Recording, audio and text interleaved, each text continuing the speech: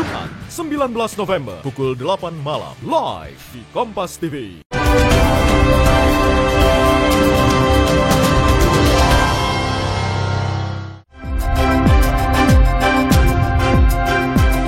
Terima kasih Anda masih di Rosi.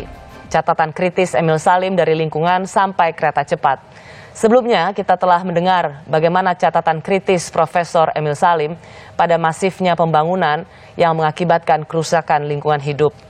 Bukan hanya kondisi lingkungan yang menjadi keresahan Profesor Emil Salim, tapi juga kondisi politik dan kehadiran para cukong demokrasi. Saya bertanya pada Profesor Emil Salim. Pertanyaan saya adalah, bagaimana di tahun 2024 nanti Indonesia bisa bebas dari cukong demokrasi? Ibu bicara partai politik.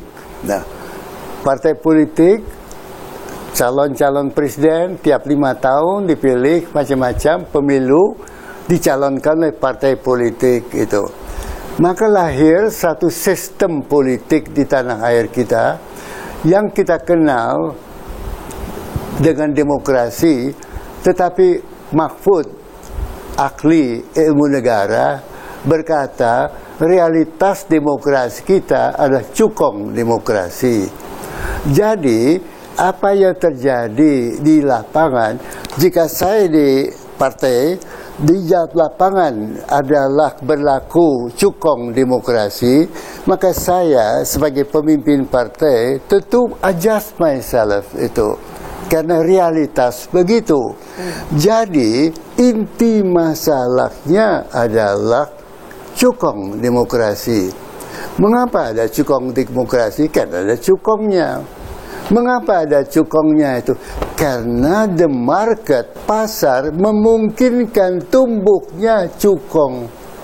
Nah, lalu apa ya yang memungkinkan lahirnya seorang cukong? Ya. Kan cukong, Prof, cukong kan identik dengan dagang. Ya, saya mau jelaskan. Kalau partai politik, ya, di mana dagangnya? Kenapa beliau merasa perlu dengan pedagang? Mengapa tidak merasa perlu dengan XYZ itu?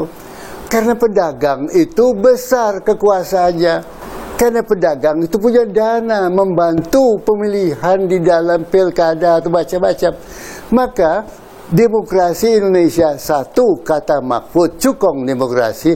Dua kata para ahli, demokrasi capture, tersandra oleh orang yang mempunyai uang. Jadi sebagai dokter, analisa sistem ekonomi kita tergantung pada siapa yang menguasai pasar. Nah, siapa menguasai pasar? Yaitu yang berdana besar, modal besar. Mengapa dia bisa dana besar, modal besar? Nah, lalu kita ambil jarak. What is the system ekonomi di dunia ini? Kita mengenal Uni Soviet, plan economy, centralized ekonomi tanpa pasar. Plan centralized. Putin bilang A, boom A. Di ujung sini ada free market ekonomi. Amerika macam-macam. Yang siapa yang berkata Donald Trump bisnis itu, siapa menguasai bisnis, boom, berjalan gitu.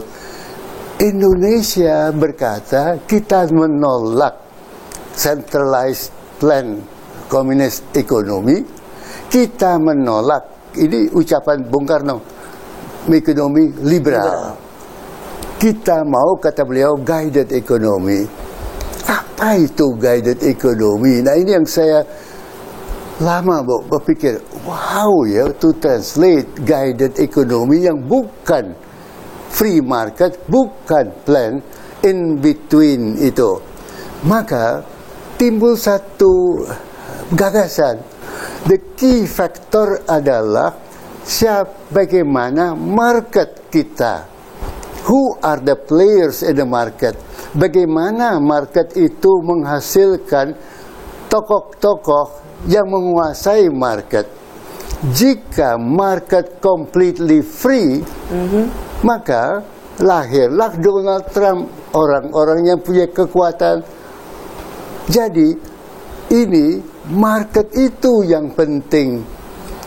Usahakan agar market tidak didominasi oleh 1-2 perusahaan. Apa 1-2 perusahaan? Market share. Jadi di BPS ada publikasi market share industri rokok dikuasai oleh XYZ, market share dan sebagainya, ada informasi itu. 2, kita punya komisi pengawas dari KPU. Nah, A dan B, usaha. A dan B kita kawinkan. Usahakan supaya market ekonomi Indonesia tidak dikuasai oleh orang yang dominan menguasai market. Thus, market share diatur, dan ini kita bisa lihat mana itunya nih, supaya kompetisi bisa berjalan, supaya tidak lahir monopolis, tidak lahir cukong. Jadi the source of lahir cukong kita attack, and the source of cukong itu adalah market structure. Dan the market structure disperse, diperluas, berarti konsentrasi market share jangan di 1, 2, 3 tangan. Satu. Siapa yang elaborate mengawasi? Komisi pengawas persaingan usaha. Tembak the source of the issue. Mahfud bilang cukong itu demokrasi. Alright, if we want to demokrasi, let's find out supaya jangan ada cukong. Di mana cukong lahir? Market. Nah, di mana mengatur market? Komisi pengawas usaha. Nah, ini konsep ini perlu disepakati oleh Pak Jokowi dan pemerintahan, bahwa kita kan semua ingin memberi isi terhadap ekonomi Pancasila. Bung Karno bilang neither ekonomi kapitalis nor ekonomi sentral itu, tengah-tengah. Kita mesti cari tengah-tengah itu. Kalau mereka yang mengkritik apa yang terjadi saat ini, Prof, ada yang mengatakan bahwa kita ini sedang dalam sistem oligarki. Ya, itu dengan jalan yang saya usulkan, dengan adanya market share yang tersebar, tidak terjadi oligarki. Kalau sekarang menurut Prof, apakah itu sedang terjadi? Dan transparansi macam-macam. Jadi jalan keluar dari kritik terhadap cukong demokrasi. 2, jalan keluar terhadap ada oligarki, ada market share, komisi pengawas usaha itu, let's work together menciptakan ini, pemerintah dan civil society.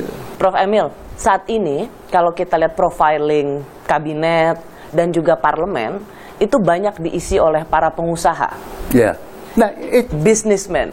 Menurut Prof Emil, ini sesuatu yang baik karena kita akan punya orientasi pada ekonomi, pada bisnis, atau sesuatu yang sesungguhnya mencemaskan karena ada konflik kepentingan? Ibu sebut ada businessman. Interest businessman bukan macro interest, micro interest business. Jadi, begitu Ibu disebut bahwa ada businessman, maka makro interest terkorbankan. Dan kalau kita di pemerintah, you fight bukan untuk mikro interest, tapi makro. Menjadi pemimpin, menjadi menteri Republik Indonesia, bukan menteri perusahaan. Bukan, jadi visionnya menempatkan diri sebagai pemimpin, menteri dan sebagainya. Please, kau mengabdi bangsa. Dan apa itu bangsa? Mukadimah Undang Dasar kita menyebut maka dibentuk negara. 1, melindungi. 2, mensejahterakan. 3, mencerdaskan. 4, tertib dunia. 5, keadilan sosial.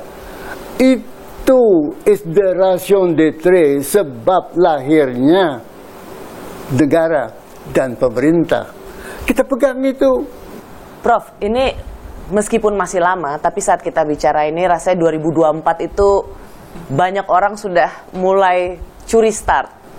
Menurut Prof. Emil Salim, karena Pak Jokowi juga saat ini sudah periode terakhir, sosok pemimpin seperti apa yang kita butuhkan di 2024? Jangan hanya pada sosok menteri lingkungan, jangan. Total pemimpin, baik di DPR, partai, orientasi berpikir harus berubah. Dan dalam berubah itu bukan kepentingan pribadi, bukan. Bung Karno sendiri mengatakan kita mendirikan Indonesia karena tidak mau mengikuti market ekonomi, free fight liberalisme. Kita nolak centralized plan ekonomi. Kita adalah ekonomi jalan tengah. Tugas kita menjabarkan apa ekonomi jalan tengah. Maka saya usul cukong demokrasi ikilo.